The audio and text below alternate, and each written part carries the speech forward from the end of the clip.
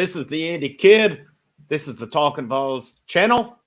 This is the day after Kentucky edition. Thanks for joining me, guys. Appreciate you tuning in. We appreciate you guys staying up late with us again last night. Tennessee comes out on the winning end, 45-42 in a wild one up in Lexington at Kroger Field. Before we get into that, you guys know the drill. Smash that like button. Subscribe. Check out the channel for the latest updates. Be with us this week as we're still kind of throwing around for the football live show. I think we're going Wednesday night is the plan as of now, but stay tuned for that. Dauber and I will be going live Tuesday night after the basketball game. Tennessee and UT Martin basketball opener, 7 p.m. Hope you guys can join us afterwards as we'll be going live. And the plan for the majority of games is that we will go live after the basketball games. Not all of them next weekend. After the ETSU game, we'll just drop a video afterwards as we've got prior commitments that will not enable us to drop them then. But let's get into it, guys. The football gods did finally smile on Tennessee. How many of these games have we seen over the years where Tennessee has lost it? More talented teams, and Rucker said that in it as well. And I agree with it. More talented Tennessee teams have lost these games than this one. And it's not to say his team doesn't have talent. They definitely have talent, but they don't have the depth. And we're seeing that show up. But guys are playing hard. Guys are playing their asses off every week. There's no discrepancy in effort. We know it's there. We know these guys are giving it all they have. Hats off to them. They overcome adversity last night. I mean, they had their chances a couple times in the fourth quarter to seal that one on offense and didn't. I mean, they drove inside they were in the red zone. They were basically at the 5-yard line, went backwards, missed a chip shot field goal. I know many of you out there, I thought it's like, here we go again. And, but that defense, I feel it was their worst performance of the year easily last night. I don't even think that's arguable. It was easily their worst performance of the year, but when it mattered, that defense stepped up, made the plays to win that game. Funny how it works sometimes. The offense that carried them all night kind of sputtered at the end, and that defense that struggled for most of the night stepped up at the end. Hats off to those guys for – and I know they were exhausted. They were on the field for 99 plays. I seen the quote. Somebody said – Kentucky ran 99 plays, but a win wasn't one. Something going off of the Jay-Z song. Kind of funny. But just breaking down part of this game and where Tennessee really – a couple of things that really stood out to me. So yardage, team stats in this game. Kentucky, 612 total yards. Tennessee, 461. 35 first downs for Kentucky, 12 out of 17 third down efficiency, 1 out of 4, 25% on fourth down. Tennessee was 3 out of 8 on third down, 0 for 1 on fourth down. This was a big one. Hendon Hooker, 15 out of 20, 15.8 yards per pass. Kentucky, 32 out of 50, 7.7 yards per pass. Tennessee hit a lot of long plays last night. And, they come out of the gate, 75-yarder to Javonte Payton, first play of the game. They went back to the screen on their second possession, got a few yards.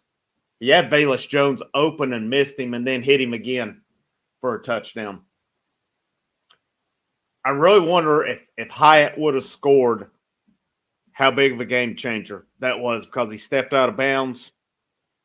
Or that's what I never saw a view that showed it. I'm not disputing it either. I just never saw that proof, and maybe I just didn't pay attention to the view. I've seen some people say it's pretty obvious, and I know he was stumbling after the catch, so I'll go with it.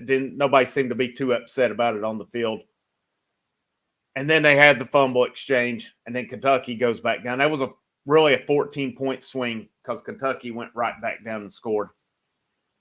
Tennessee, 6 penalties, 40 yards. Kentucky, 7 penalties for 58 yards. Both of them had turnover. Kentucky pick 6 for Alante Taylor. Tennessee the fumble they gave up. The time of possession, Tennessee 13 minutes and 52 seconds. Kentucky 46 minutes and 8 seconds. Incredible.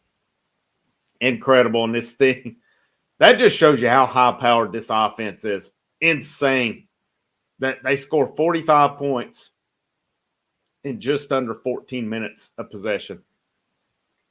That's pretty fascinating to me. And hats off to this team for stepping up. And really, like I said, they faced adversity. They were down 1 point, come back, tied it. I thought a big play. We didn't even discuss this last night, and I don't know how we missed it. But right before the half, Tennessee stops Kentucky on 4th down. And then they run 3 quick plays. Get back down the field goal, hit the 43-yard field goal to go up 24-21 going into the half. That really ended up being the difference in the game. How big was that? And I don't know how we missed that because I saw it afterwards, and I was like, man, that was huge. And hats off for that aggressiveness that they got those 3 plays, got those yards. And just when I thought that the clock ran a few seconds extra off than it needed to, 5 seconds, and they run a quick play and got into that yardage, got that field goal. It was big. It was big for them. And that's where the aggressiveness paid off. There was a point at the end of the 3rd quarter. There was 39 seconds. The play clock read 40. I thought that would have been a good time to run that quarter out and give your defense a rest. A little bit of a rest because they would have gotten those 39 seconds. They would have gotten the TV timeout. Plus, who knows coming out of that. But it goes both ways. That's where the aggressiveness, it can pay off. It can go against you. But I love it. I love the aggressiveness. I love that it's full throttle, pedal to the metal, trying to put your foot on their throats. I love it. That's kind of my motto with it, is just you don't go in play to lose. That's what's driven me nuts the last few years about Tennessee coaches down there, is how many times they have played not to lose. Going in trying not to get killed infuriates me. Sometimes, yeah, you have an inferior opponent, but I don't get it. I love what Josh Heupel's doing. Just think, guys, people are taking notice. This is a fun, exciting team to watch. Yeah, sometimes it gets, sometimes they can almost beat themselves, have beaten themselves a couple times, but this style of play, that's what you get with. Just imagine when they get a full deck to play with. I mean, last night they're on their 4th-string running back in Jalen Wright. Evans went out. Small went out. Whitehead was out. Jalen Wright ran good when he was given the opportunity last night. Hats off to him. I would have liked to have seen them finish that drive with him as well. He earned it. He got them all the way down the field. I didn't like taking it out of his hands. And then they end up having to miss field goal. Hats off there. The defense, there's just not depth on it. These guys are playing hard.